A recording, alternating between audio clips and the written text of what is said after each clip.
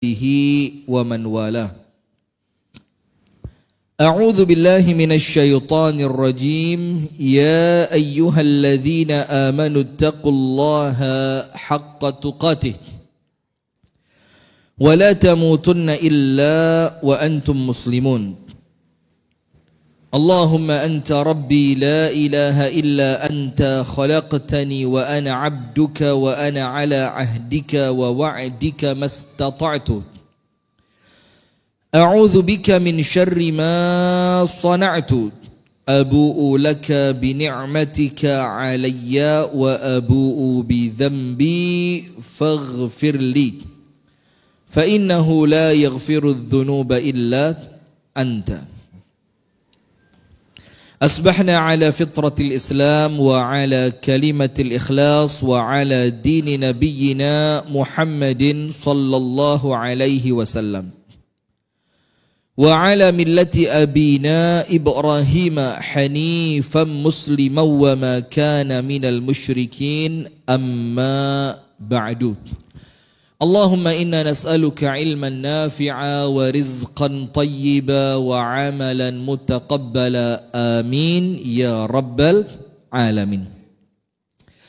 Hadirin sekalian, jamaah pemuda dan pemudi Masjid Al-Furqan, Gatsu Barat. Barat, timur, utara, selatan? Barat ya, Gatsu Barat. Yang semoga kita bersama senantiasa dirahmati oleh Allah dan senantiasa mendapatkan bimbingan dari Allah. Bersyukur kepada Allah Ta'ala karena di pagi hari ini kita dipertemukan Allah. Allah takdirkan yang pertemuan ini kita husnudzan kepada Allah, kita baik sangka kepada Allah Azza wa Jal Subhanahu wa Ta'ala, bahwa pertemuan ini akan memberikan kebaikan untuk kita di masa depan kelak yang panjang. Amin ya rabbal alamin. Apalagi di depan saya ada adik-adik yang masih belia ya. Ini usianya saya lihat-lihat kira-kira antara 15 sampai 25. Yang di atas itu gak kehitung, maaf. Iya kan, antara 15, coba yang usianya 15, 16, 17, nah banyak. Maaf Mas ya, ini 17 tahun ke atas ya. Jadi kalau masih 17 belum boleh nih. Silakan pulang dulu. Bercanda.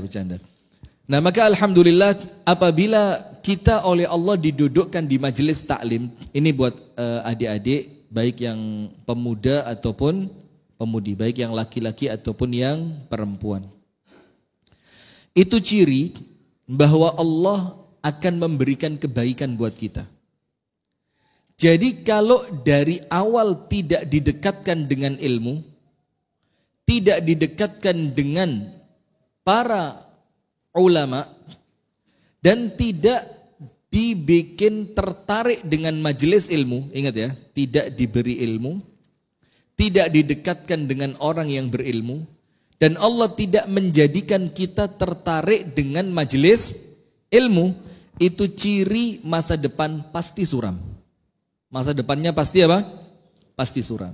Maka adik-adik pegang satu hadisnya, yang hadis ini dulu salah satu motivasi saya ketika nolak masuk pesantren tapi akhirnya dalam tanda kutip terpaksa masuk.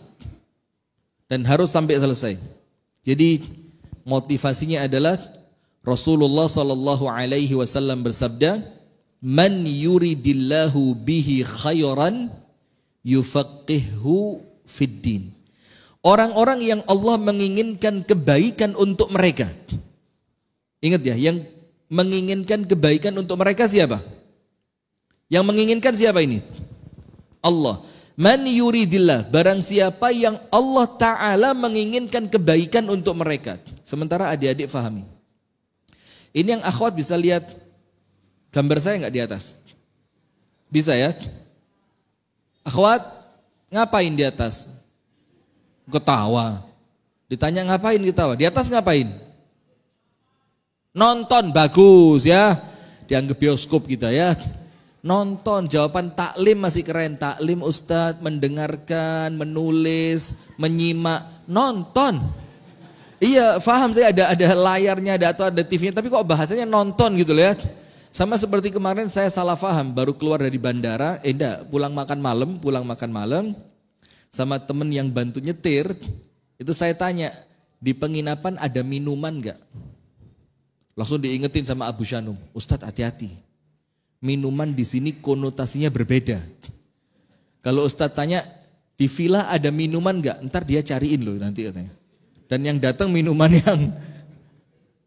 yang apa? Warna-warni, rasanya ada kecut-kecut gimana? Jangan. Sudah? Maka akhwat dengerin ya, jangan nonton. Antunna sedang apa? Bagus. Tapi yang jawab bukan yang pemudi ini. Ini neneknya pemudi gak yang jawab ini. Dari suaranya ketahuan. Baik, nah maka silakan dilihat. Man yuridillahu bihi khairan yufaqihu fiddin. Saya berusaha akan menjadikan materi ini materi yang padat dengan kerangka berpikir yang mudah biar adik-adik pulang ngerti. Setelah ini saya harus apa?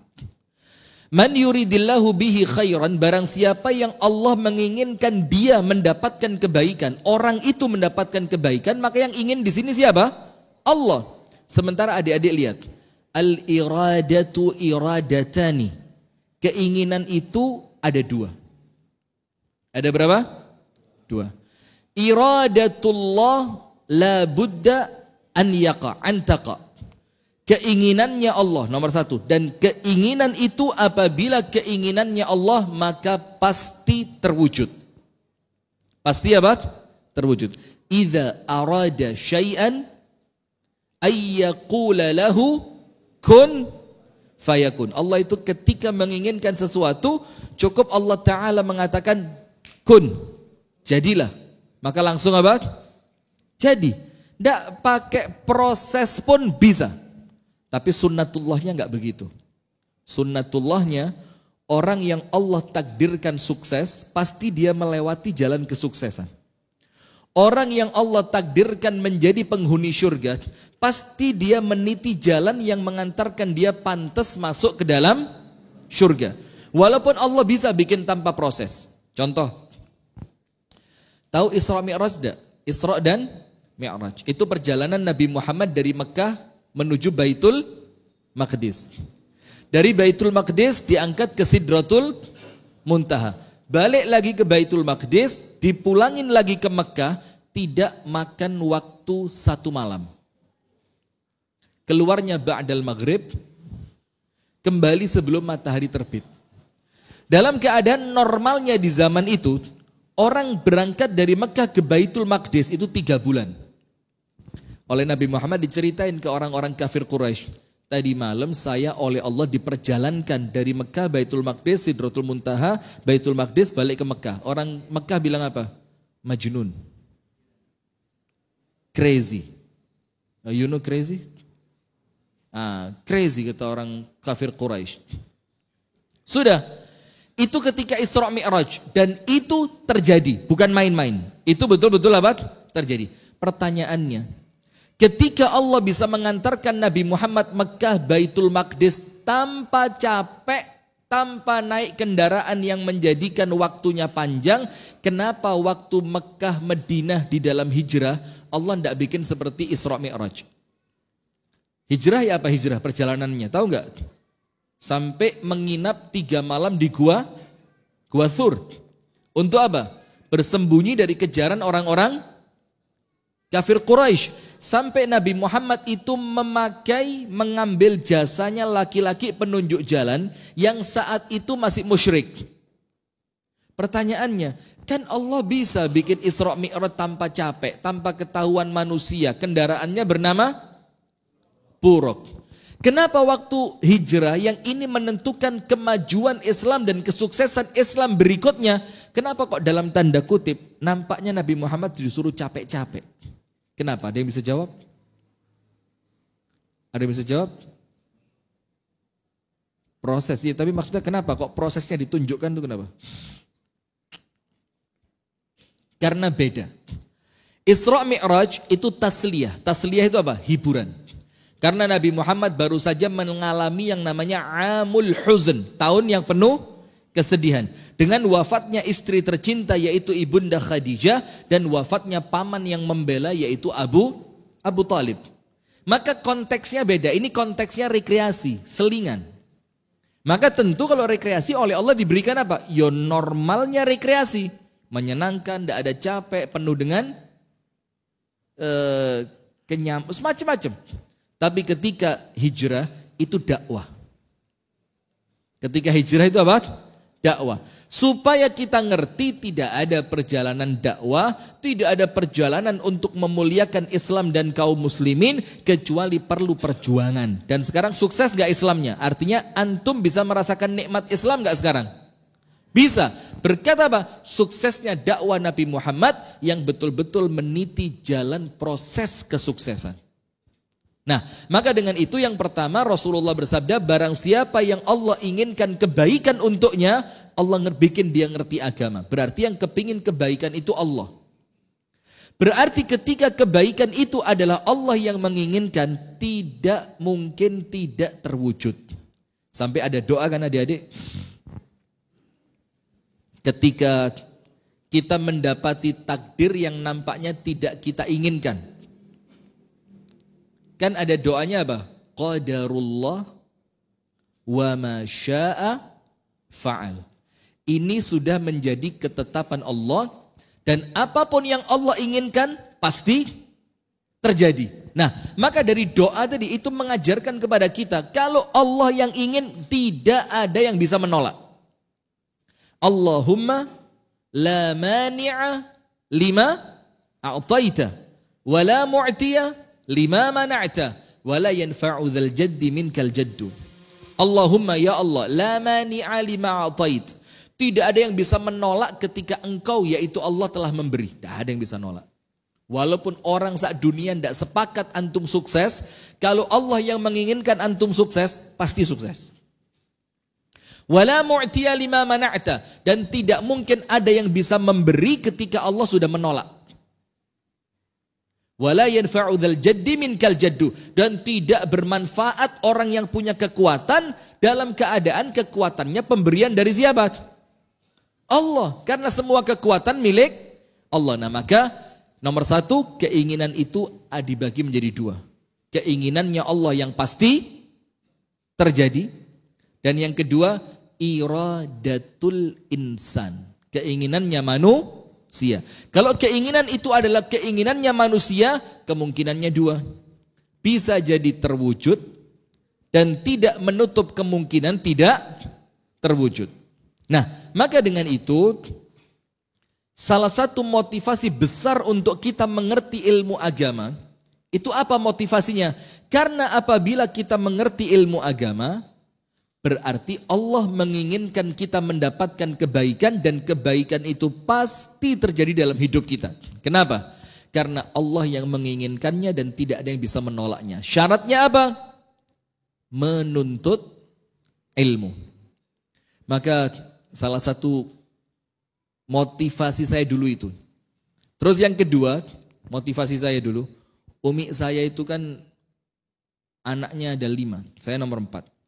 Anak pertama akuntan, anak kedua apoteker, anak ketiga dokter, saya anak keempat. Umi saya kepingin salah satu di antara 5 anaknya ngerti agama. Maka umi saya bilang gini, Rifki, kalau semuanya kuliahnya umum, ndak ada yang mau masuk pesantren, nanti kalau mama sama abi meninggal, yang doain siapa? Yang mandiin siapa? Yang nyolatin siapa? Terus keberlangsungan ibadah itu lewat siapa? Maka dengan itu langsung tes ke sini. Saya bilang, oh kalau begitu memang saya harus belajar. Saya harus masuk pesantren. Karena apa? Karena selain memang Allah menginginkan kebaikan untuk orang yang berilmu, yarfa'illahu alladhina amanu minkum walladhina utul ilma darajat. Jadi derajatnya orang berilmu ini yang ngangkat bukan manusia. Yang ngangkat siapa? Allah. Dan yang kedua, saya punya motivasi supaya apa yang orang tua inginkan itu Allah wujudkan lewat saya. Allahumma Amin. Mudah-mudahan Allah kabulkan. Nah, maka begitu. Nah, maka adik-adik juga sama. Duduk di majelis taklim semacam ini bukan kemudian sekedar mengisi waktu kosong, enggak. Tapi duduk seperti ini, antum sedang merangkai masa depan yang indah. Antum sedang merangkai anak tangga menuju kesuksesan masa depan. Dan tidak ada orang sukses kecuali ikhtiar. Kemudian, Al-Imam Abu Abdillah Ahmad ibnu Hanbal rahimahullahu ta'ala. Imam Ahmad ini mengatakan begini kepada murid-muridnya. Supaya muridnya itu semangat menuntut ilmu.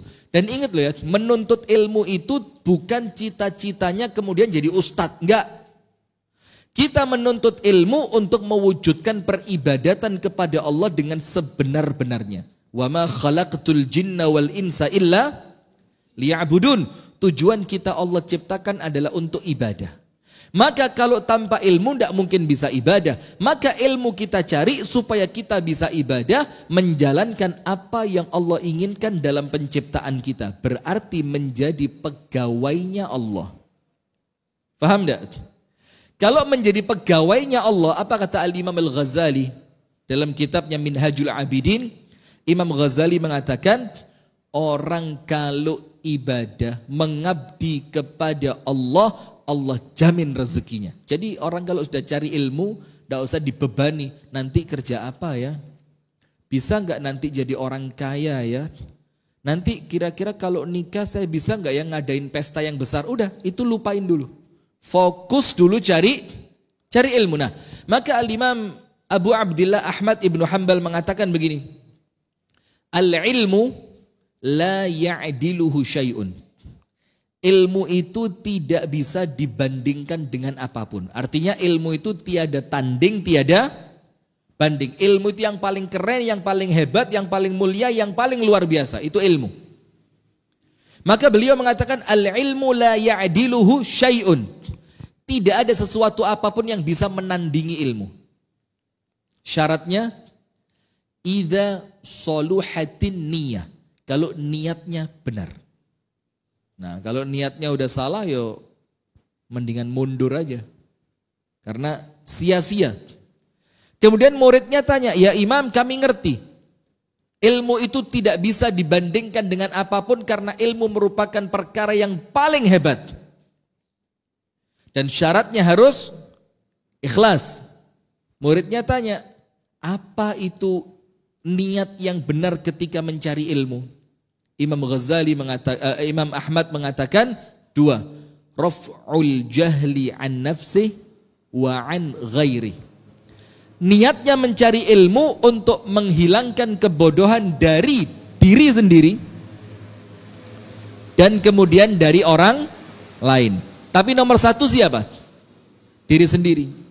Sampai kemudian Imam Ghazali dalam kitabnya Ayyuhal Walad itu punya kata-kata keren. Dan ini untuk para da'i, para mubalik, para ustadz. Supaya tidak kena tanggung jawab berat nanti di hari kiamat. Karena ayatnya mengatakan, Ata'murunan nasa bil birri wa tansawna anfusakum wa antum tatslunal kitab. Afala ta'qilun. Ata'murunan nasa bil bir. Apakah kalian itu memerintahkan manusia berbuat baik?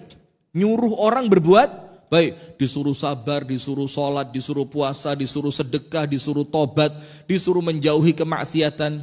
Wa tansawna anfusakum. Dalam keadaan kalian lupa pada diri kalian sendiri. Wa antum tatslunal kitab. Padahal kamu yang membaca kitabnya. Allah sindir apa? Afala ta'qilun. Kok kayak orang gak berakal aja kalian ini. Nah, itu ayat pertama. Ayat kedua, ya ayyuhalladzina amanu lima taquluna ma la taf'alun kabura maqatan 'indallahi an taqulu ma la taf'alun.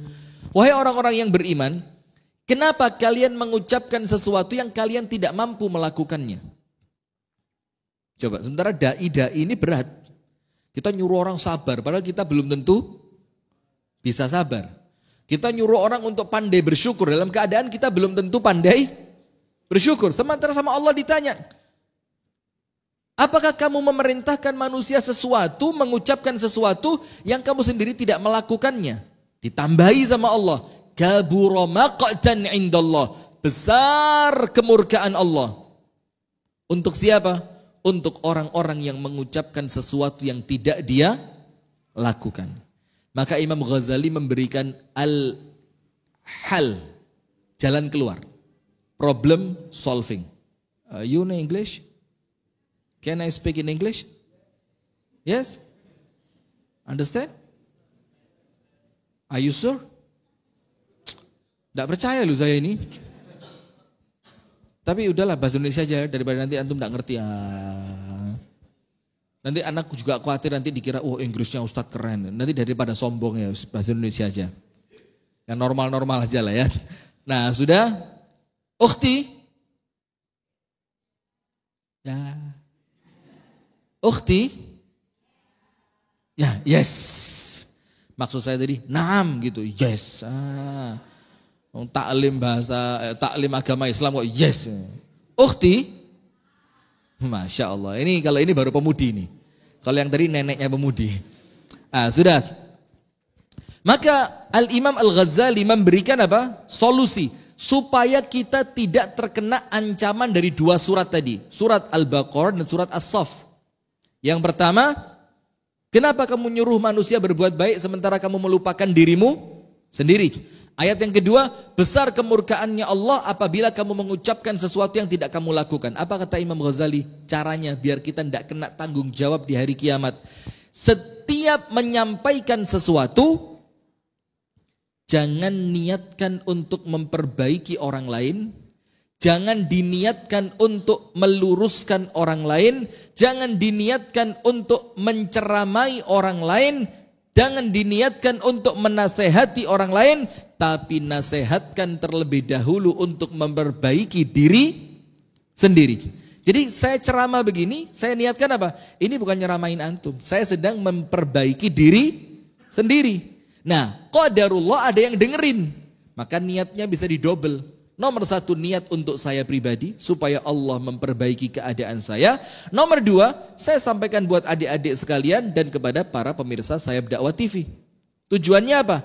Agar semua dari kita mendapatkan kebaikan demi kebaikan. Nah maka ini muqaddimahnya. Jadi jangan pernah takut kalau antum jadi penuntut ilmu yang sukses. Rezeki ngikut.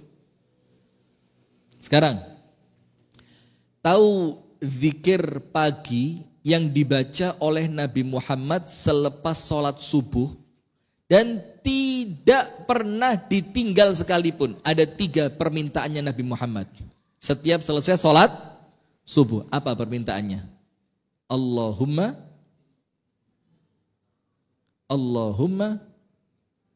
barik lana fima razaqtana waqina, atau bismika Allahumma amutu wa ahya aja ya. Kayaknya udah mulai Ada 3 doa.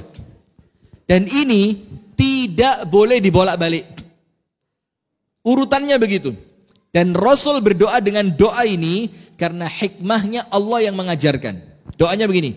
Allahumma inni as'aluka barakallahu fikum ilman nafi'ah. Nomor 1, ilmu dulu. Maka mohon maaf para ayah, para bunda, orang tua yang di rumah.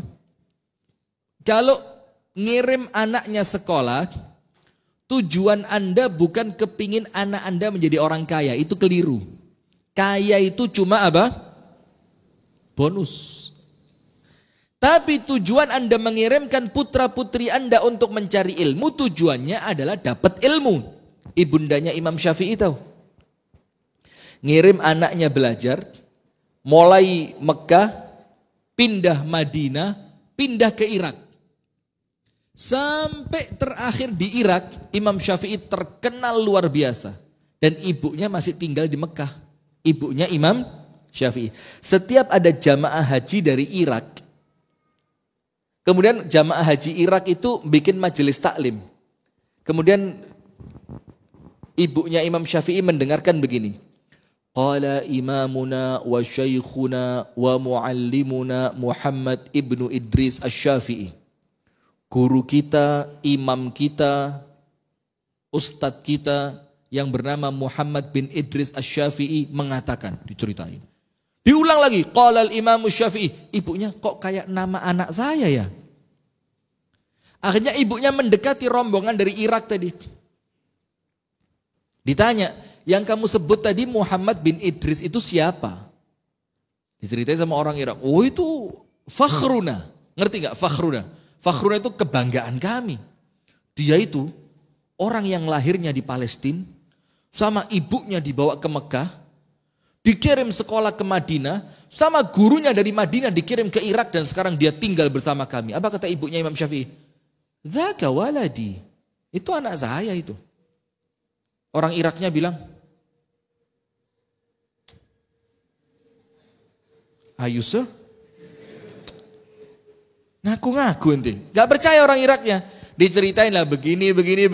Oh betul, tepat. Ya udah kamu ibunya berarti. Terus ibunya pesan sama orang Irak tadi. Bilang ya sama anak saya, qattala ghiyabuhu. Sudah lama dia ninggalin rumah. Murhu bi an yarji'. Suruh dia pulang. Bilang ibunya pesan, anaknya disuruh pulang. Sudah. Ketika Imam Syafi'i awal berangkat pergi ke Madinah, sampai ke Irak, ibunya zaman itu pesen satu hal. Ini tolong untuk orang tua dulu ini. Mana orang tuanya mana? Mas Arif, zoomnya yang mana? Kanan atau kiri? Zoom, sip. Oh itu zoom, zoom. Pak Zoom. Pak suami, bu istri, orang tua, dengerin. Pesannya ibunda Imam Syafi'i ketika mengirimkan anaknya untuk mencari ilmu. Apa pesannya? Ya bunayya la tarji' illa bil ilmi. Nak, jangan sampai kamu pulang kecuali engkau membawa ilmu. Selesai. Jadi anak ketika berangkat tidak terbebani. Nanti Umi berangkatin umroh ya. Nanti abahmu buatin pabrik ya. Oh ini anak kesian. Belum saatnya dia dibebani dengan sesuatu yang belum menjadi kewajibannya. Sudah.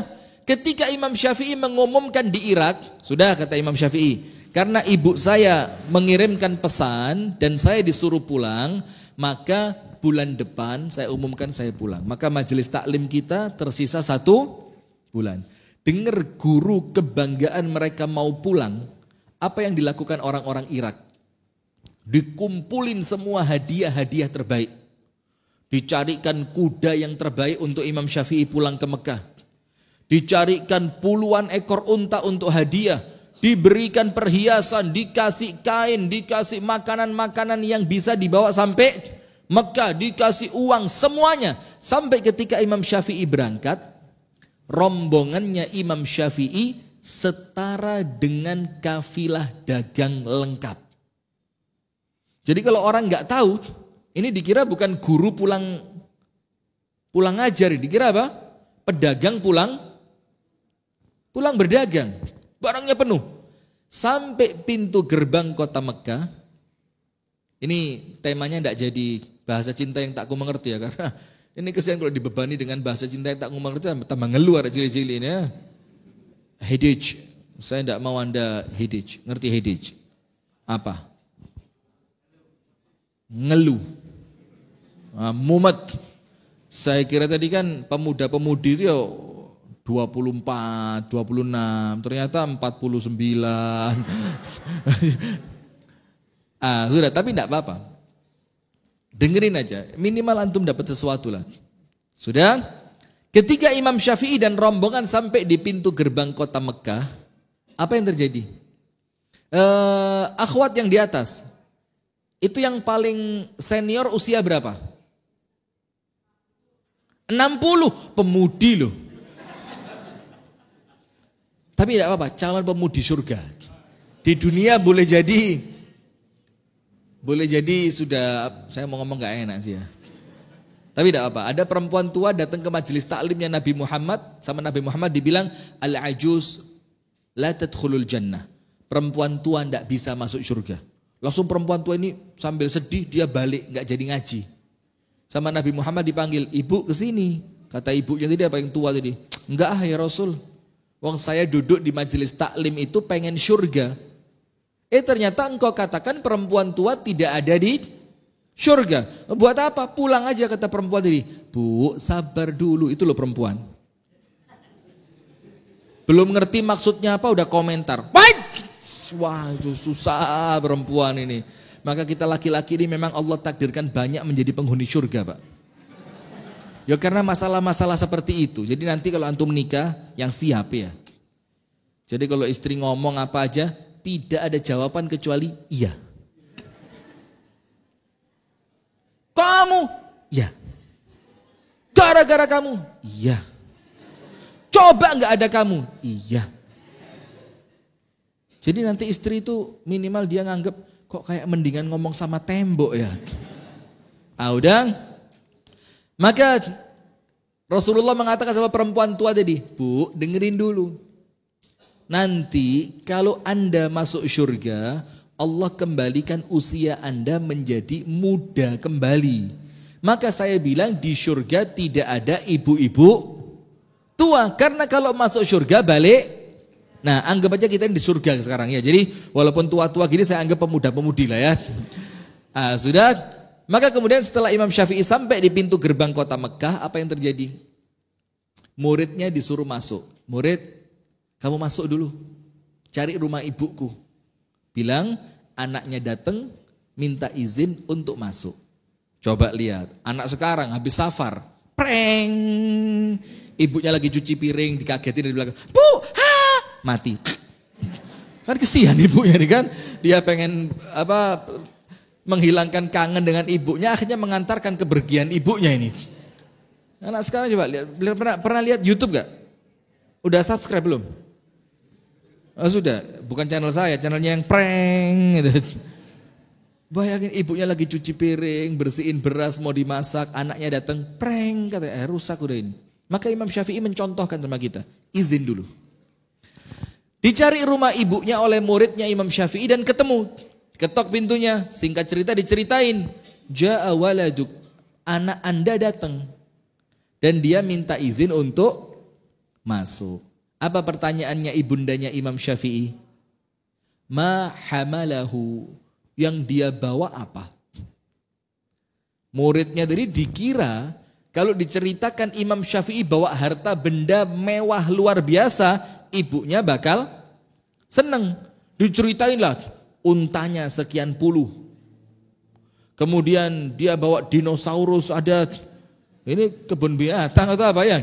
Dia bawa kuda, dia bawa kain, dia bawa uang, dia bawa macam-macam perhiasan. Apa kata ibunya? Dia bawa semua itu? Muridnya bilang, nah, anak kamu keren. Apa kata ibunya? Murhu bi an yarji'a ilal Iraq. Ngomong sama anak saya, suruh balik pulang ke Irak. Saya tidak mau nerima dia di sini. Balik muridnya, ini ibu gimana sih? Kemarin suruh pulang, sekarang udah pulang suruh balik. Nah, ibu-ibu tetap. Jadi udah kan. Balik muridnya. Guruku, saya ketemu sama rumah ibumu, saya berjumpa dengan ibumu.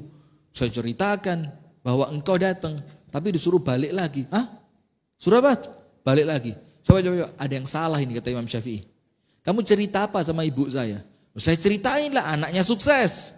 Yang dia bawa harta benda luar biasa. Kata Imam Syafi'i, ente bikin masalah.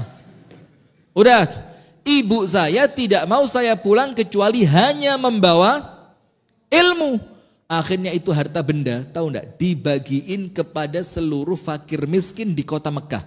Sampai diceritakan dalam riwayatnya, hari itu tidak ada orang miskin di Mekah. Semua kebahagiaan hartanya Imam Syafi'i. Setelah hartanya habis, sampai kuda yang ditunggangi pun diberikan kepada orang, muridnya dikirim lagi. Bilang sama ibuku, laisa ma'as Syafi'i syai'an illal ilm. Balik sama ibuku bilang, Syafi'i tidak bawa apapun kecuali ilmu. Balik dia, teng. Tok, mukanya udah pucet duluan ini. Waduh, salah ngomong tadi kan. Bu, Syafi'i tidak punya apa-apa. Sekarang semuanya habis, sudah dibagi. Sisa ilmu yang dia simpan di dalam hatinya. Apa kata ibunya? Hadza huwa waladi ahlan bisyafi'i. Nah, itu baru anak saya katanya. Maka bilang sama dia, ibunya mengucapkan ahlan wa sahlan bisyafi'i. Selamat datang Imam. Coba. Nah, maka yang pertama, jangan ngurus rezeki dulu. Rezeki itu urusannya Allah. Antum mau pinter, mau tidak pinter, antum mau soleh, mau tidak soleh, rezekinya sudah dicatat, tidak mungkin berubah. Betul tidak? Terus untuk apa merisaukan sesuatu yang tidak bisa berubah dari kita? Tugas kita cuma menjalani, ridho, ikhlas, sabar. Kalau kaya disyukuri dengan berbagi, kalau miskin disabari dengan qanaah. Kalau kaya disyukuri dengan berbagi, kalau miskin disabari dengan qanaah. Selesai urusan, tidak ada urusan dengan harta itu.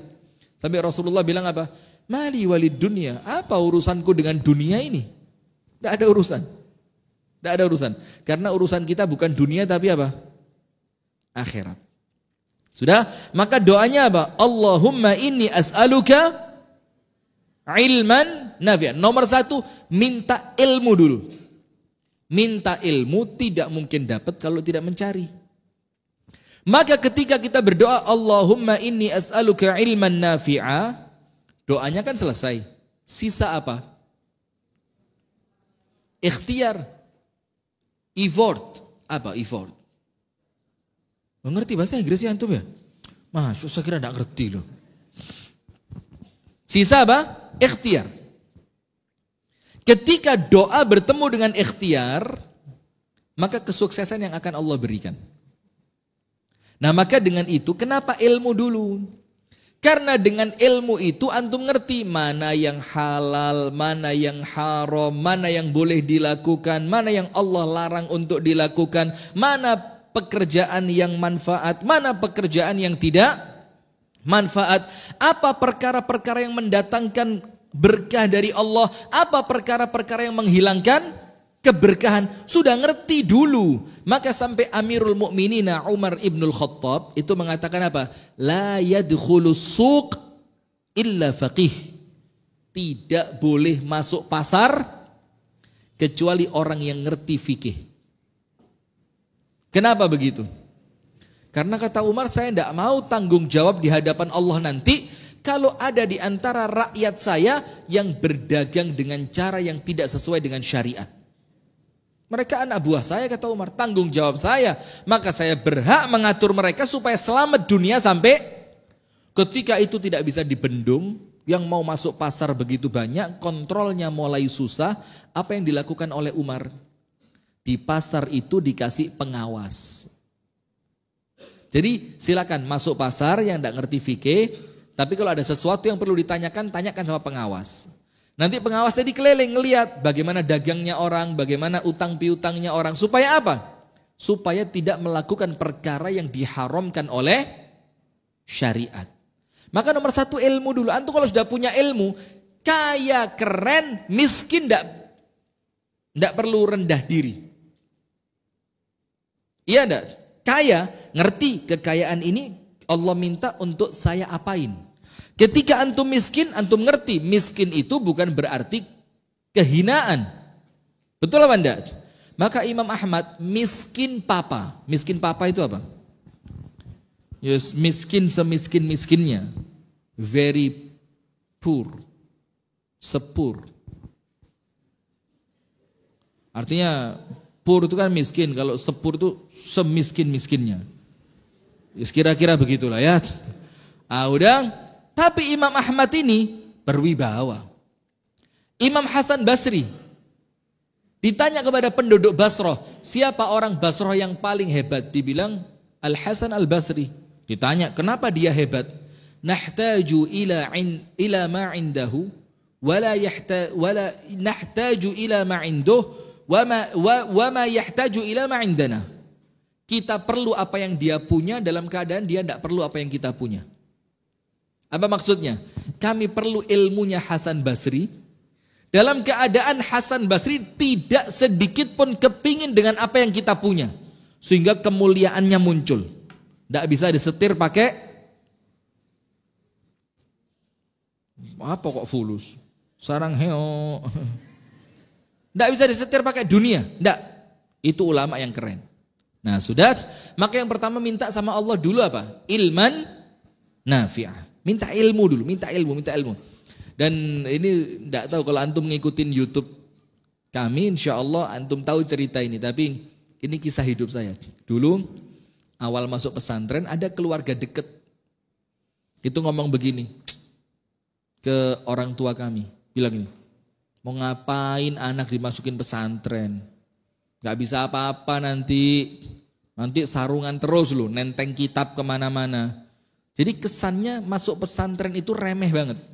Karena di zaman saya masuk pesantren, orang masuk pesantren itu kemungkinannya cuma dua, tidak ada ketiga. Nomor satu, nakal banget, dibuangnya kemana? Pesantren. Atau yang kedua, bodoh banget, dibuangnya juga ke. Jadi yang masuk pesantren itu yang ilmunya sisa. Kalau ada punya anak pinter gitu, arsitek. Pinter kedokteran. Pinter kuliah jadi pilot segala macam. Tapi kalau sudah kelihatan, aduh enggak naik kelas. Mondok nak ya.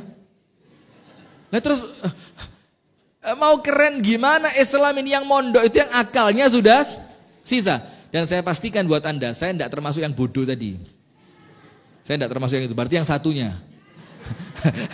Paham yang satunya ya. Tapi ya nakalnya anak kecil, bukan nakalnya orang yang mabuk. Enggak, nakal saya dulu kalau nggak suka sesuatu itu naik genteng. Naik genteng. Umi saya kan nggak bisa ngejar saya, umi saya gemuk. Saya naik genteng. Terus saya teriak-teriak di genteng sampai tetangga semuanya dengar. Ketika saya masuk pesantren, seminggu nggak ada suara teriakan saya di rumah. Tetangga itu masuk rumah umi saya. Bu, saya panggilannya dulu Cino, karena mukanya kecil itu kayak Cino. Sinyo. Lah Sinyo pundi kok mboten mireng suara jeritane, ngerti ndak? Mana Sinyo itu kok saya ndak dengar lagi teriakannya dia sudah seminggu katanya. Oh, mondok, masuk pondok. Tetangga saya bilang, "Oh, nggih. Sampai tetangga itu khawatir loh ketika saya ndak teriak itu. Saking care-nya mereka sama tetangganya itu. Nah, sudah. Maka minta dulu sama Allah ilman nafi'ah. Kalau ilmunya sudah manfaat, yang kedua apa? Warizqan thayyibah. Jangan khawatir, urutannya begitu, Pak. Ilmu dapat, ilmunya berkah, ilmunya manfaat, ilmunya mendatangkan kebaikan, urutan berikutnya apa? Warizqan thayyibah. Tidak usah khawatir, rezeki datang. Tidak usah antum cari istri yang nyariin antum karena antum tidak pulang-pulang. Salah paham. Nah, maksudnya tidak usah cari, aduh ditolak nih lamaran, nggak usah. Antum nanti yang nolak. Ini laki-laki loh ya, laki-laki. Akhwat nggak usah sok baper, santai. Ya, coba lihat kalau Ustadz lagi ceramah atau Instagramnya Ustadz, siapapun tidak harus saya. Mesti di bawahnya, pasti bahagia kalau menjadi istrinya Ustadz. Coba. Itu rezeki itu. Untuk saya peluang, untuk istri saya ancaman. Sudah. Terus ada tulisan lagi, aduh inden di mana ya yang model begini? Mau dong satu, sepil. Ada tulisan sepil. Sepil itu apa? Tolong ceritain lah ya, buka lah. Subhanallah. Nah, maka akhwat juga begitu. Maka ketika Rasulullah mengatakan perempuan itu dinikahi karena berapa perkara? Bukan perempuannya 4, bukan. Astagfirullah, masih kecil. Perempuan itu dinikahi karena 4 hal. Nomor 1, li jamaliha, karena paras cantiknya. Yang kedua, wali maliha, karena kekayaannya. Yang ketiga, wali hasabiha. Hasab itu beda dengan nasab. Tahu enggak bedanya di mana? Kalau nasab, anak ini bapaknya siapa, kakeknya siapa, buyutnya siapa, ke atas. Itu namanya nasab. Ibunya dia siapa, bapak ibunya siapa, itu namanya nasab. Tapi hasab lebih luas. Hasab itu kecondongan agama atau kecondongan karakter keluarga itu seperti apa. Misalkan kalau orang Padang biasa karakternya mereka profesinya apa? Itu namanya hasab. Misalkan ada satu keluarga, banyak dokter di keluarga itu. Anaknya jadi dokter, dapat menantu dokter, keponakannya dokter, bahkan cucunya dokter. Maka hasabnya keluarga itu apa? Dokter, kedokteran. Nah maka sama Rasul bukan cuma disuruh melihat nasabnya, tapi apa? Hasab, kecondongan di keluarga ini agamanya baik apa enggak? Kecondongan di keluarga ini orang rumahan atau orang jalanan? Kecondongan pada keluarga ini taat agama atau agamanya longgar-longgar saja, santai, Wallace bro, ngerti Wallace? Wallace itu slow, tapi dibahasain Malang dibalik, jadi slow jadi Wallace. Bukan es krim, bukan iklan, dah. Ini kelihatan udah pengen makan es krim semua ini, dah. Antum tulis pakai bahasa Inggris, slow, dibalik apa? Nah, dapat ilmu satu, ilmu bahasa Malang.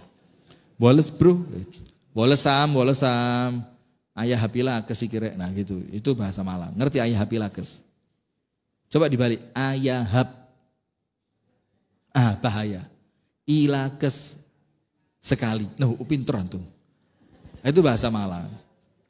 Bakso dibalik apa? Tumpah, oskap. Nah udah, sudah. Maka apa yang terjadi hadirin sekalian? Apa tadi ya?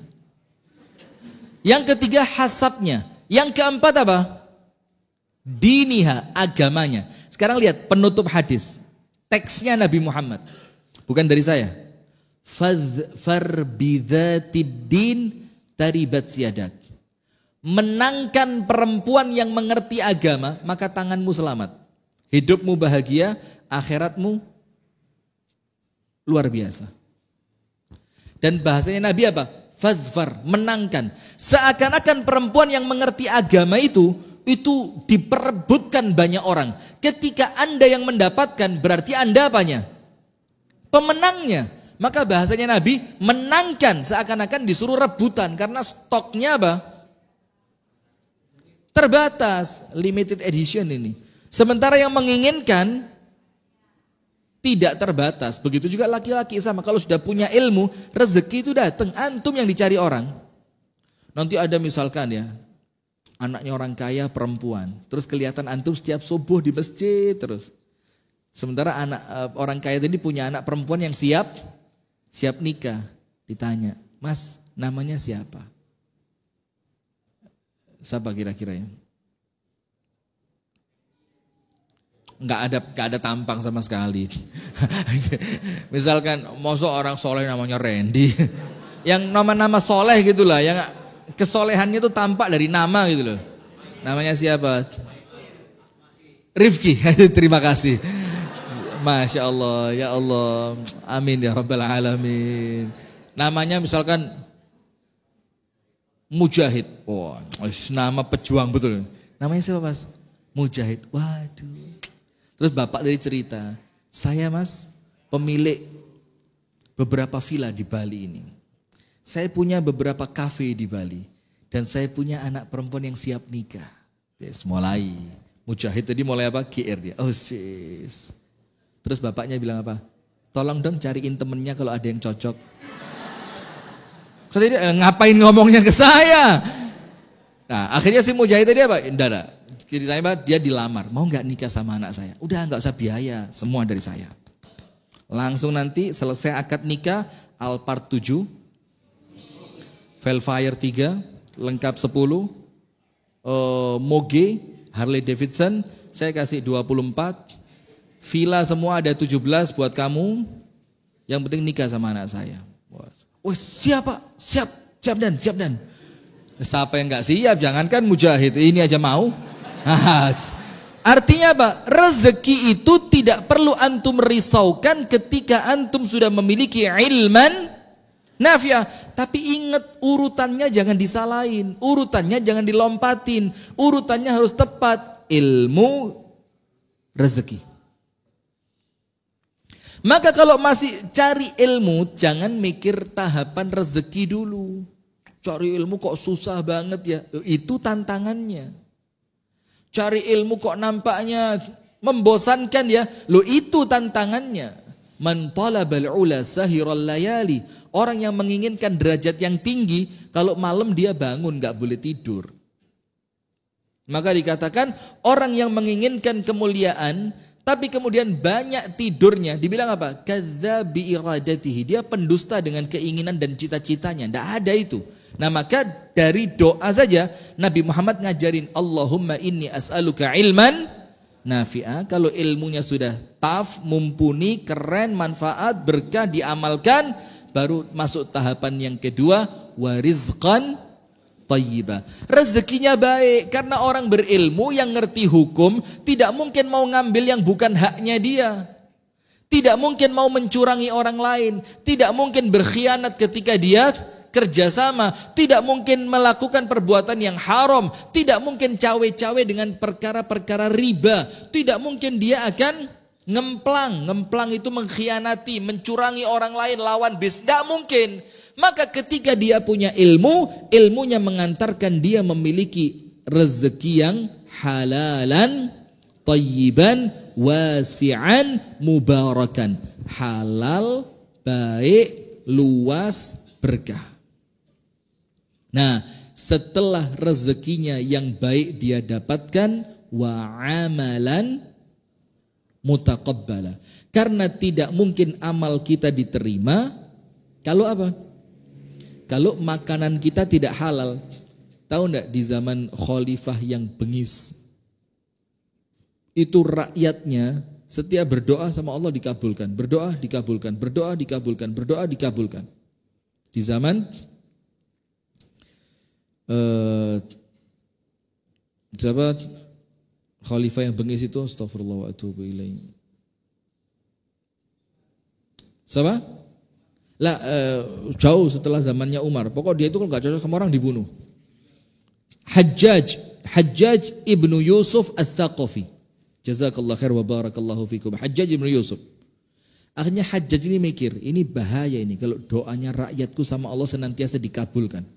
Kalau dia minta saya lenyap, lenyap semalam saya. Apa yang terjadi? Hajjaj cari cara supaya doa dari rakyatnya tadi oleh Allah tidak mudah diterima. Bagaimana caranya? Disuruh ngumpulin satu orang sebutir telur. Dikumpulin di lapangan. Semua rakyatnya wajib datang bawa telur, datang bawa telur, datang bawa telur. Tumpuk sampai penuh selapangan. Setelah telurnya terkumpul, dilarang pergi. Sama Hajjaj disuruh apa? Disuruh ambil telurnya masing-masing. Ketemu enggak? Uang telur. Bentuknya mirip-mirip. Gedenya kecil mirip. Akhirnya karena takut kepada Hajjaj, mereka ambil telur siapapun. Wes yang penting ambil telur. Dibawa pulanglah sama mereka. Ada yang dimasak, ada yang dimakan, macam-macam sudah. Sampai ketika telur yang bukan milik mereka masuk ke tubuh mereka, diceritakan dalam riwayat cerita ini, mulai keesokan harinya tidak satu pun dari mereka yang doanya oleh Allah diijabah. Coba pengaruh apa? Padahal terpaksa loh ini. Dibilang haram juga. Loh saya sudah naruh telur kok. Kemudian kalau saya ambil yang lain kan dia juga anggap aja apa? Barter, impas gitu kan. Itu menjadikan doa mereka sama Allah tidak diterima. Apalagi ibadah. Itulah antum tahu cerita seorang laki-laki yang Rasul ceritakan, yutilus safar ash'ath aghbar yamuddu yadayhi ila sama wa qala ya rab ya rab ya rab. Laki-laki yang safarnya panjang. Padahal antum kan tahu ya, safar itu sebab dikabulkannya doa. Maka salah satu doa yang tidak tertolak doanya siapa? Doanya musafir. Apalagi safarnya untuk ibadah, safar untuk ilmu, safar untuk haji, safar untuk umroh, safar untuk silaturahim, safar untuk kerja, itu kan semuanya ibadah. Maka banyakin doa, tidak ditolak sama Allah. Laki-laki ini dalam hadis Arba'in Nawawi ada juga itu, dia safar terus angkat tangan ke langit, ya Allah, rambutnya lusuh, bajunya berdebu, macam-macam sudah. Terus Rasulullah mengatakan apa? Wa mat'amuhu haram. Hati-hati, ini buat saya dan buat antum semua. Akhwat juga ya, akhwat. Na'am, ainnya mau masuk ini. Ain. Dengerin. Kata Rasulullah, wa mat'amuhu haram, makanannya dia haram. Wa mashrabuhu haram, minumannya haram. Dan makanan minuman haram itu kemungkinannya dua. Nomor satu, zat yang dimakan dan diminum boleh jadi memang zat yang haram. Seperti apa? Khinzir, khamr, narkoba dan yang lainnya. Ya enggak? Memang zatnya haram, atau boleh jadi zatnya yang dimakan dan diminum halal, tapi cara mendapatkannya dari uang yang haram. Wa mat'amuhu haram wa mashrabuhu haram. Wa malbasuhu haram. Pakaiannya didapatkan dari harta yang haram. Wa ghudhiya bil haram. Dia sudah puas dengan yang haram-haram itu. Terus Rasulullah bersabda, fa anna yustajabulah. Mana mungkin orang semacam ini doanya oleh Allah bakal diijabah. Nah, maka yang pertama, fokus dulu, cari ilmu. Fokus cari ilmu. Wabil khusus ilmu tentang agama, ilmu tentang syariat, ilmu tentang halal dan haram, ilmu tentang akhirat, ilmu tentang Allah Ta'ala. Yang kedua, rezeki insya Allah datang. Yang ketiga, kalau rezekinya datang dengan halalan thayyiban, maka amalnya diterima, doanya juga diterima. Nah, sekarang adik-adik sekalian yang dirahmati dan diberkahi Allah Subhanahu wa taala, silakan dibuka, bawa Quran kan? Kalau enggak minimal ditulis. Atau kalau enggak ditulis juga nanti cek lagi tayangan ulangnya. Surah Ar-Rum ayat 54. Surat apa? Ar-Rum. Antum ingatnya Ar-Rum 21 tok aja. Apa Ar-Rum 21? Wa min ayatihi an khalaqalakum min anfusikum. Nikah aja yang diingat. Di atas ada yang belum nikah? Sudah siap?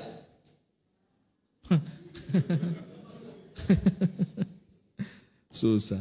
Ini istri saya nonton live lagi, jadi gak berani macam-macam saya. Ar-Rum ayat yang keberapa? 54.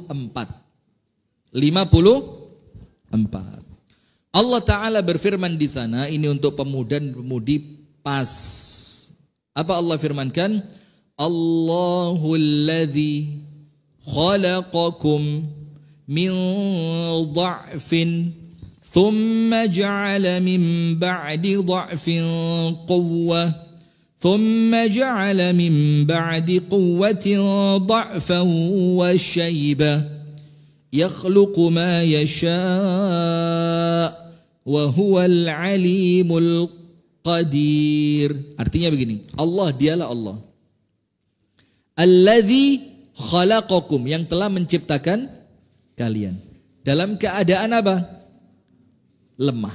Min dha'fin. Dha'if apa? Lemah.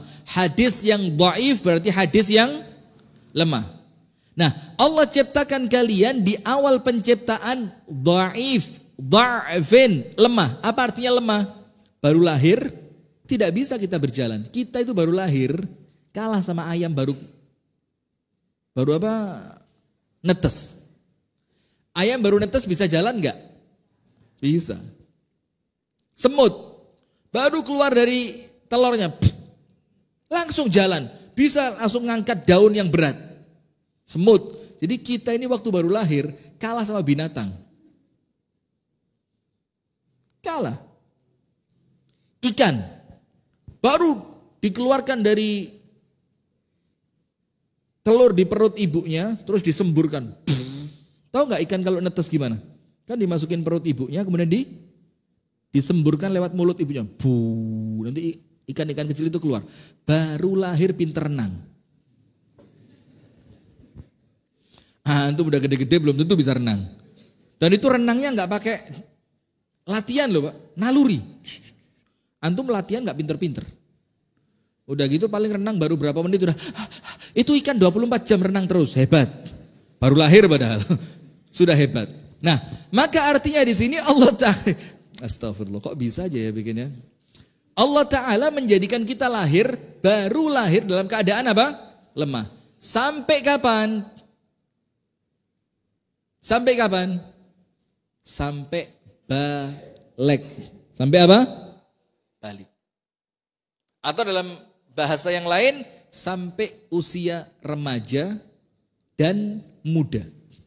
Maka ayatnya mengatakan setelah Allah ciptakan kita dari tahapan lemah, thumma ja'ala min ba'di dha'fin quwwah, setelah masa lemahnya hilang, berpindah kepada masa kekuatan remaja dan muda serta dewasa, kuat. Maka anak-anak muda ini di puncak-puncak kekuatannya. Maka tidak boleh diremehkan. Di masjid, anak kecil ngerti apa sih? Iya, di rumah tidak mulai latihan diberi tanggung jawab. Sementara antum tahu, panglima perangnya Nabi Muhammad yang usianya belum genap 17 tahun. Siapa?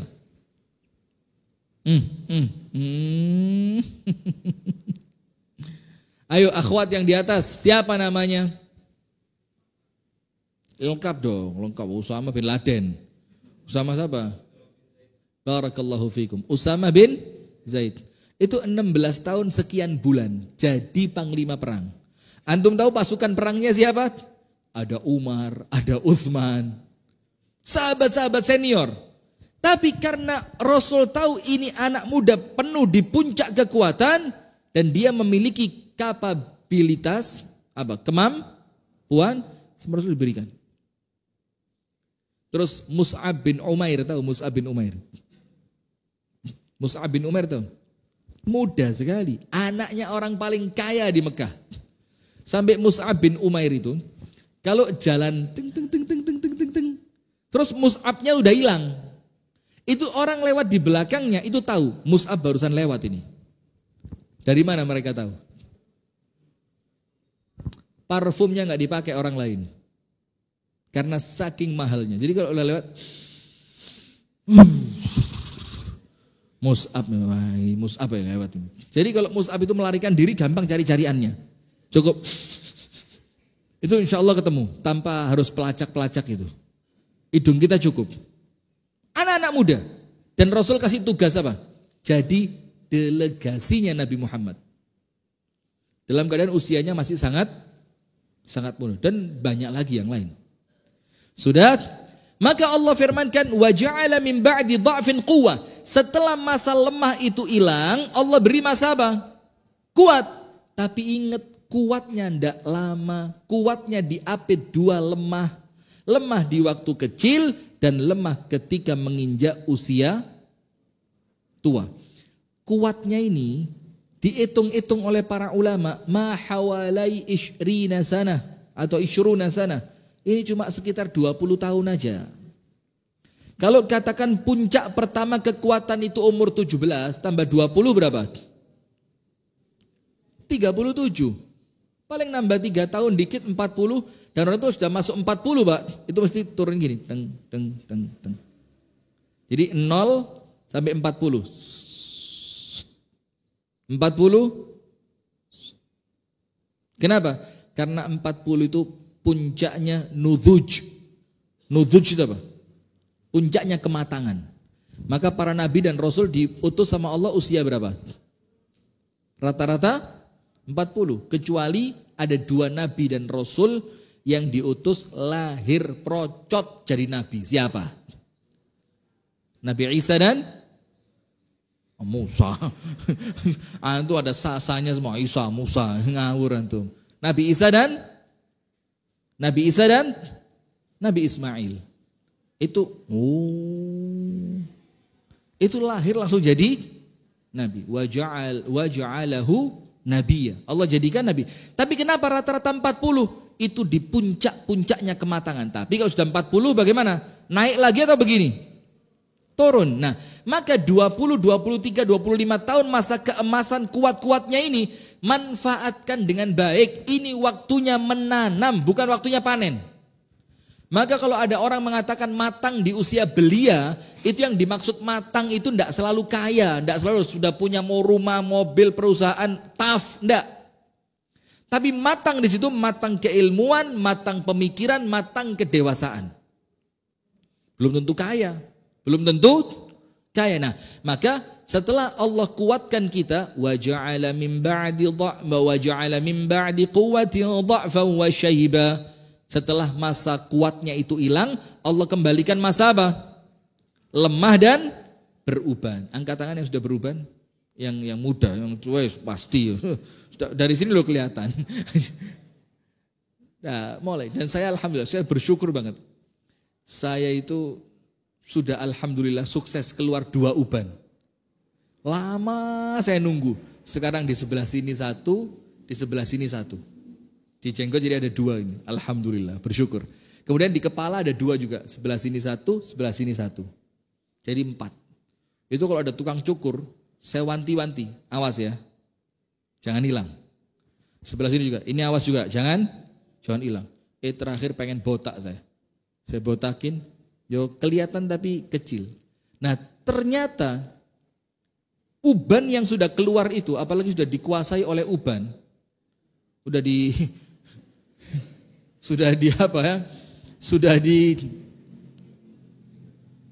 meninggal, sudah. Jadi kalau sudah beruban itu, dia mulai meninggalkan dunia hitam.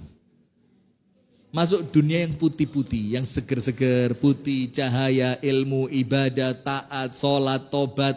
Itu salah satu hikmahnya itu. Maka sama Rasulullah, uban itu hukumnya makruh dicabut, bukan haram. Maka hati-hati, tidak semua larangan itu menjadi haram. Contohnya uban ini dicabut makruh.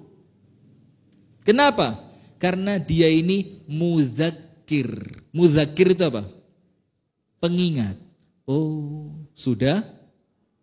Belum dewasa. Oh, sudah dewasa. Tidak boleh lagi kekanak-kanakan, tidak boleh sudah. Nah, maka hati-hati. Setelah masa kuat itu hilang, kembali lemah. Nah, supaya ketika lemah Anda tidak menyesal, maka waktu kuat, waktu muda, pemuda dan pemudi harus dimanfaatkan untuk tahsil. Tahsil itu apa? Mengambil ilmu sebanyak-banyaknya. Maka Rasulullah Shallallahu Alaihi Wasallam bersabda, ini penutup. Silakan antum siapin pertanyaan. Ini penutup. Dalam hadis yang sahih, Rasulullah Shallallahu Alaihi Wasallam bersabda, sab'atun yudhilluhumullahu fi dhillihi yawma la dhilla illa dhilluh. Ada 7 kelompok jenis manusia yang nanti di hari kiamat Allah berikan privilege, Allah berikan hak khusus. Ketika yang lainnya antri, dia tidak pakai antri. Ketika yang lainnya panik, dia dihilangkan oleh Allah kepanikannya. Ketika yang lainnya takut, dia oleh Allah diberikan rasa aman. Ketika yang lainnya kepanasan, oleh Allah dikasih naungan dari Allah. Ini ada berapa? 7. Semuanya susah kecuali 1. Kalau mau ngomong yang mudah dulu ya. Apa itu? Rajul tasaddaq bisadaqah fa akhfaha hatta la ta'lama shimaluhu ma tunfiqu yaminu. Yang satu yang mudah itu apa? Seorang laki-laki bersedekah dengan suatu sedekah yang dikeluarkan dengan tangan kanannya dan disembunyikan dari tangan. Artinya apa? Ikhlas betul, disembunyikan betul amalannya. Nah kalau itu insya Allah kita bisa lah. Minimal nyimpen 1 tabungan itu loh. Dengan cara apa? Sedekah, tapi orangnya tidak tahu siapa yang menyedekahkan kepadanya. Kalau 1 itu sukses, maka insya Allah dalam tanda kutip ya, tagih Allah nanti di hari kiamat. Karena apa? Yang 6 lainnya susah semua. Rajulun dzakarallaha khalian fafadat 'ainah. Laki-laki yang zikir di waktu malam sendirian sampai menangis. Susah, Pak. Kalau ndak habis melakukan perbuatan yang berat gitu ya wangel nangis. Susah. Kalau normal-normal, aduh ibu-ibu ini kalau suaminya tertib, ndak pernah keluar rumah, ndak pernah nangis. Coba suami udah ndak pulang 2 bulan mulai tahajud. Doanya belum dibuka udah nangis duluan. Malaikat bilang, nanti dulu Bu. Doanya apa dulu? Nah, kan susah. Apalagi warajulun da'athum ra'atun dzatu mansib wa jamal faqala inni akhafullah. Laki-laki muda belia, sehat wal afiat, normal, punya syahwat, diajak perempuan cantik, punya duit banyak untuk berzina. Yang ajak bukan dia, tapi siapa? Perempuannya. Dan perempuannya cantik dan punya kedudukan. Terus laki-laki itu bilang apa? Afwan ukhti, ana takut sama Allah. Ada model begitu sekarang? Ada. Mudah-mudahan antum termasuk dari itu. Amin ya rabbal alamin. Berat.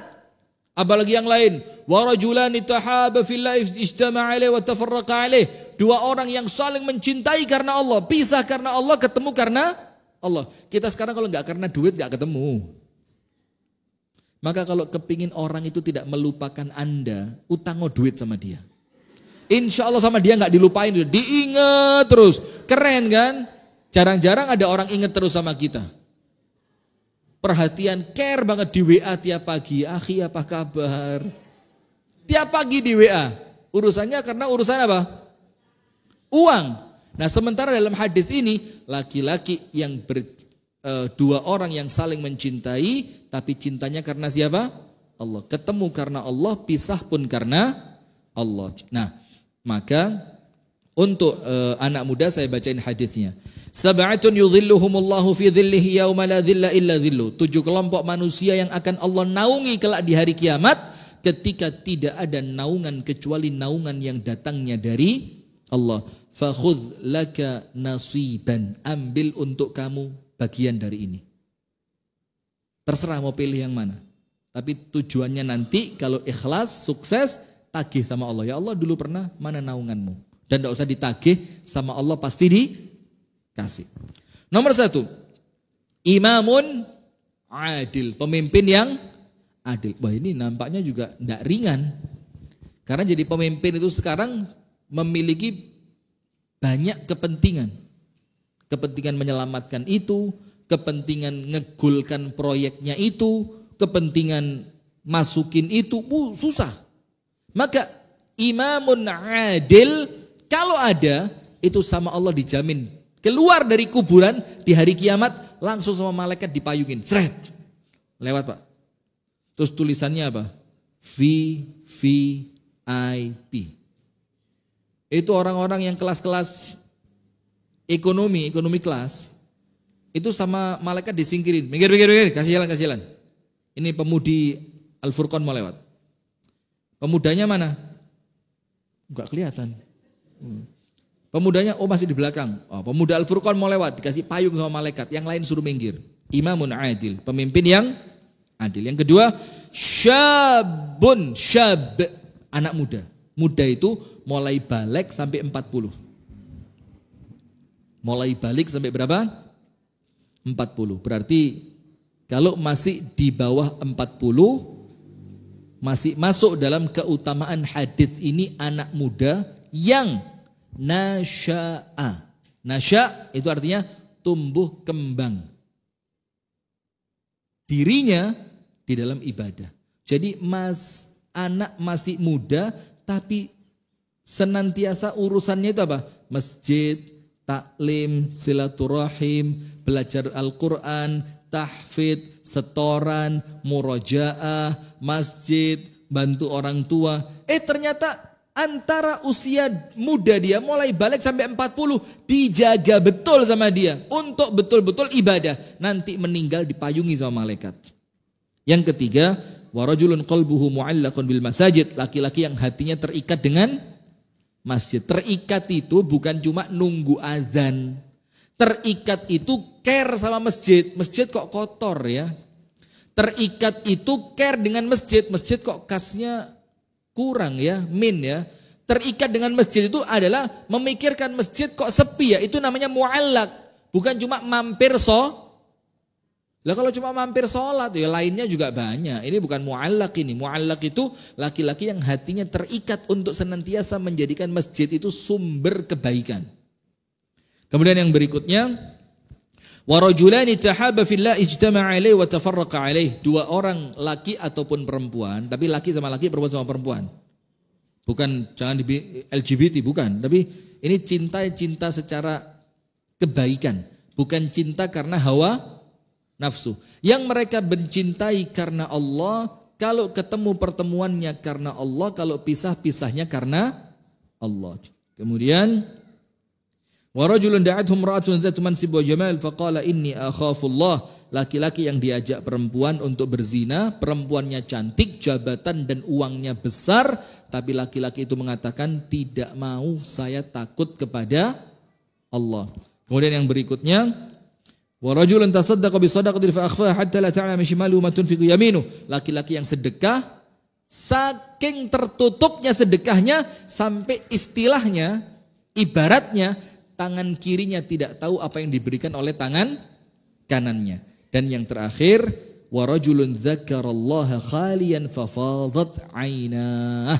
Laki-laki yang zikir kepada Allah dalam keadaan sendiri sampai meneteskan air mata. Nah, antum pilih salah satu. Karena antum pemuda dan pemudi, maka yang paling cocok syabun nasya'a fi ibadatillah. Anak muda yang tumbuh kembangnya dalam ketaatan kepada Allah. Itu yang dapat kami sampaikan.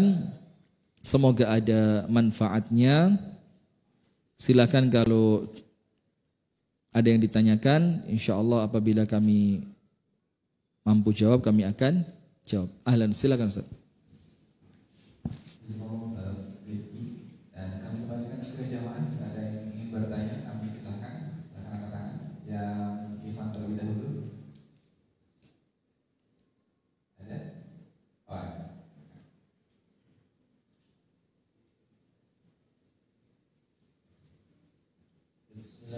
Assalamualaikum warahmatullahi wabarakatuh.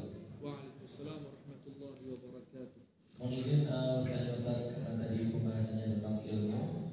Saya ingin bertanya bagaimana agama Islam sebagai agama yang memiliki tradisi ilmiah dan budaya yang kaya melihat peran pencarian ilmu dalam menanggapi era globalisasi yang membawa tantangan baru seperti pluralitas budaya, kemajuan teknologi dan perkembangan ilmiah. Sedikit Ustaz. Terima kasih. Assalamualaikum warahmatullahi wabarakatuh. Ini keren, Masya Allah, tabarakallah. Bahasa antum kayak bahasa spanduknya seminar. Kalau mau bikin tema seminar itu kayak gitu tadi. Peran ilmu dan budaya Islam dalam menghadapi globalisasi pemikiran pluralisme. Oh, itu kayak udah jangan-jangan antum ambil dari spanduk seminar ya? Oh, enggak ya? Baik. Berarti antum punya kelebihan di situ insyaallah. Bikin kata-katanya bagus. Nah, begini. Saya berkali-kali menghadapi pertanyaan semacam ini dan tidak pernah kita jawab dengan jawaban yang nampaknya rumit. Karena Islam itu konsepnya jelas, pengaplikasian konsep ada contohnya yaitu Nabi Muhammad, dan hasil outputnya juga jelas yaitu masyarakat Madinah yang begitu adil di zamannya, oke? Nah, sudah sekarang begini, maka bagaimana keilmuan Islam, budaya Islam yang kaya itu menghadapi semua itu? Cukup kata Nabi Muhammad apa? Fa inni taraktu fikum amrain, aku tinggalkan untuk kalian dua pusaka. Ma in tamassaktum bihima lan tadhillu abadan. Kalau kalian memegang teguh dua pusaka tadi, kalian tidak akan tersesat. Apa dua pusaka itu? Al-Quran dan hadis.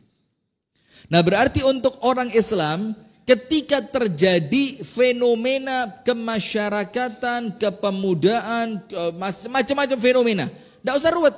Cek Al-Qurannya mengatakan seperti apa. Cek hadisnya mengatakan seperti apa. Cek dalam sejarah Nabi, momen seperti ini ditanggapi dengan cara seperti apa. Nah, maka insya Allah pasti ketemu. Nah, sekarang kenapa nampaknya masalah-masalah itu begitu pelik? Gara-gara yang menyelesaikannya manusia mengandalkan akalnya manusia yang terbatas. Coba dia menyelesaikan dengan konsep Islam, selesai. Tak kasih contoh.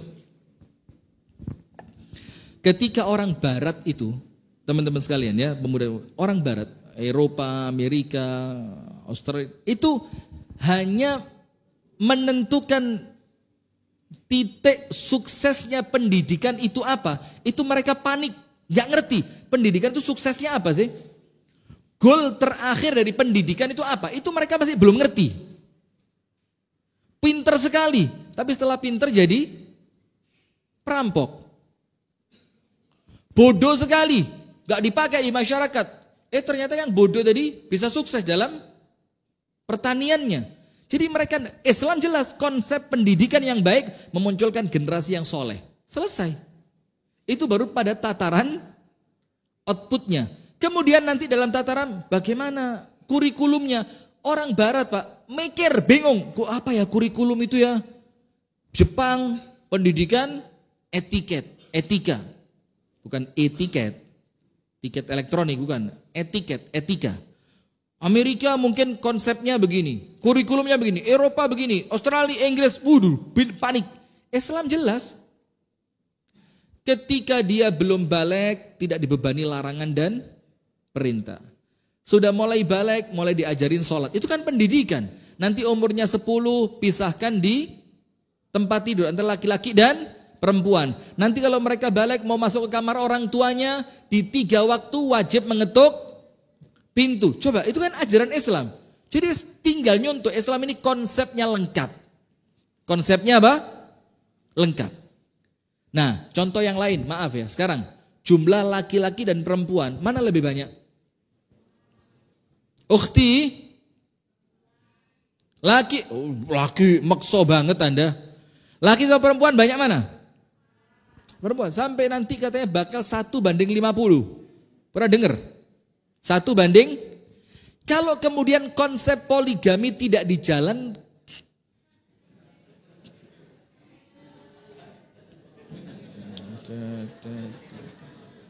mati.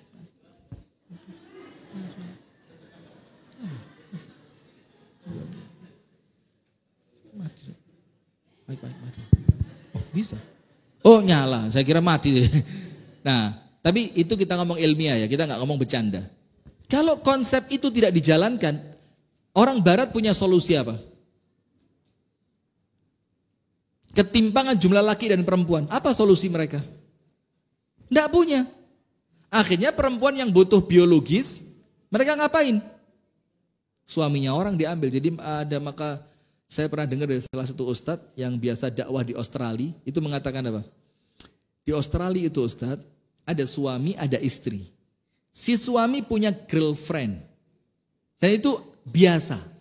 Dan si istri punya teman jalan. Dan itu biasa. Bayangin, sudah punya suami, sudah punya istri, si suami masih punya pacar, si istri masih punya pacar. Coba, ini akal manusia mana yang bisa nerima ini? Hanya karena mereka memaksakan diri, kalau nggak begitu nggak dapat. Karena apa? Konsepnya mereka nggak punya. Islam punya konsep. PR kita apa? Dipelajari, disusun dengan rapi, diamalkan sesuai dengan kondisi. Selesai urusan. Al-Quran dan As-Sunnah. Barakallahu fikum, wallahu ta'ala a'lam bissawab. Tolong pertanyaan jangan yang seperti ini, berat ini, yang ringan-ringan aja. Ustaz, bagaimana tips menuntut ilmu agar kami mudah menjadi ustaz? Terima kasih Ustaz dan semoga terjawab pada yang bertanya. Selanjutnya kami silakan kepada yang Ahmad. Ada yang bertanya di atas.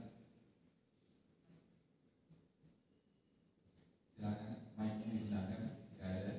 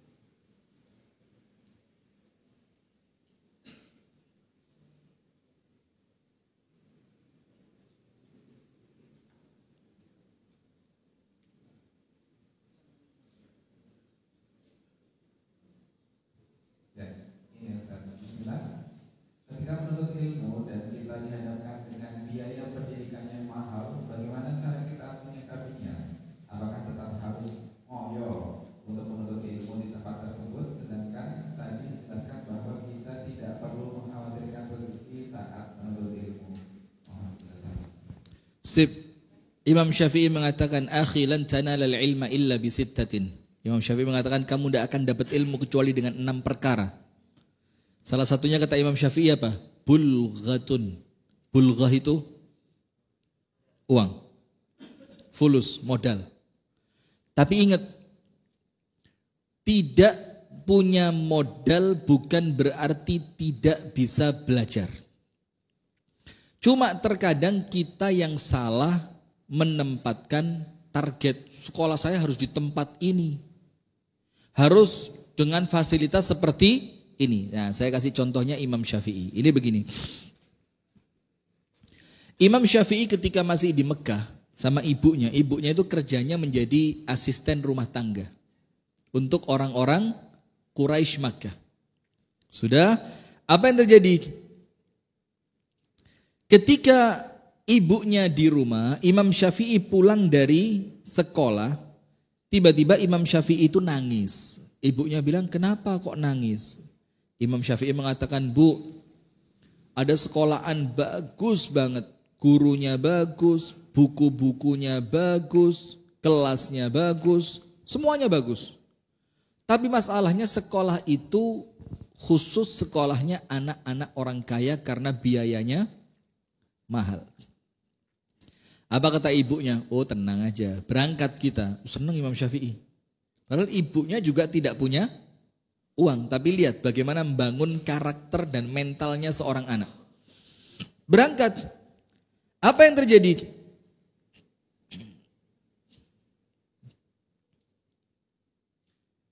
Sekolahnya ke arah kanan, ternyata ibunya Imam Syafi'i mengajak Imam Syafi'i ke arah kiri. Kata Imam Syafi'i, Bu, sekolahnya di sebelah sana. Itu kan arah pasar, kata ibunya apa? Bas uskut sakit, diam aja, diam. Diajak ke pasar, sampai pasar ternyata apa? Dibeliin kursi. Imam Syafi'i sama ibunya suruh angkat, irfa'il kursi ya Syafi'i. Angkat kursinya, diangkat.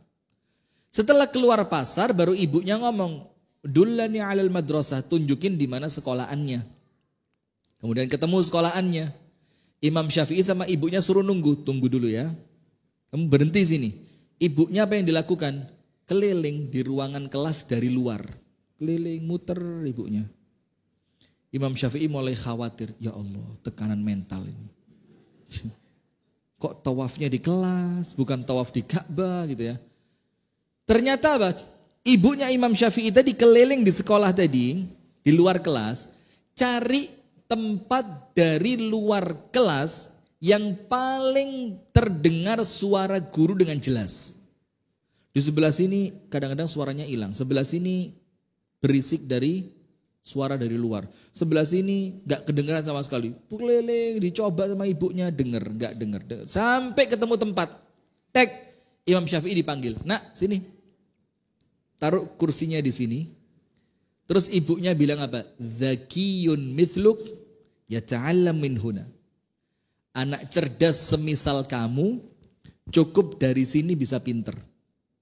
Coba jadi cari solusi, jangan kemudian tiba-tiba pesimis saja. Ah, memang pendidikan hanya untuk orang kaya. Miskin seperti saya, tidak bisa apa-apa. Ah, itu salah sudah. Maka sekarang pun banyak muhsinin, orang-orang baik, banyak juga yayasan-yayasan Islam yang baik, yang bisa membiayai, yang penting ada ikhtiar. Kalaupun tidak bisa masuk ke sekolah yang begitu mahal, kenapa harus pilih yang mahal? Lalu di sekolahan-sekolahan yang biasa saja, banyak kok yang pinter-pinter, iya apa enggak?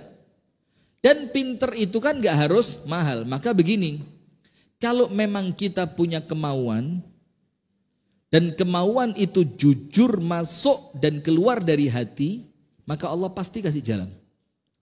Tapi kalau memang kita sengaja sudah tidak mau, maka alasan akan Allah beri juga. Jadi kalau memang tidak ada kemauan dari awal, alasan itu ya ketemu aja. Tapi kalau sudah punya kemauan, where there is a will, there is a way. You know? Right?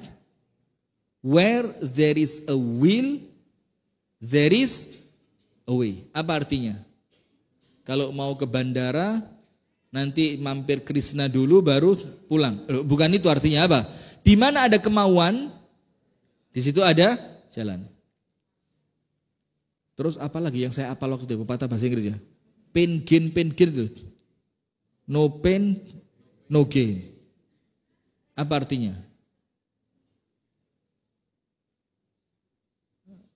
Dilarang merokok. Jadi artinya yang penting antum punya kemauan, mujahadah, ikhtiar, ketemu sama orang-orang yang bisa bantu, datang ke yayasan-yayasan Islam, cari sekolahan-sekolahan yang memang tidak terlalu tinggi biaya dan tidak kurang juga sekolahan yang gratis, dan banyak doa sama Allah, minta diberi kemudahan, diminta dikasih jalan. Barakallahu fikum, wallahu taala a'lam bishawab. Pas subhanallah jam 11 ya, semoga ada manfaatnya. Kami dari sini tutup dengan doa kafaratul majelis, dan saya mohon maaf apabila ada ucapan-ucapan yang kurang berkenan, ada sikap yang kurang menyenangkan, ada candaan yang mungkin kurang pantas. Mohon dibukakan pintu maaf sebesar-besarnya. Semoga apa yang kita sampaikan mendatangkan manfaat, dan mudah-mudahan kita bisa ketemu di lain kesempatan dalam keadaan yang lebih baik. Dan mudah-mudahan semua dari antum oleh Allah cita-citanya dimudahkan, diberikan semua yang antum inginkan, dan semua yang antum inginkan itu Allah jadikan pintu pembuka kebaikan. Amin ya rabbal alamin. Subhanakallahumma wa bihamdika asyhadu an la ilaha illa anta astaghfiruka wa atubu ilaik. Assalamualaikum warahmatullahi wabarakatuh.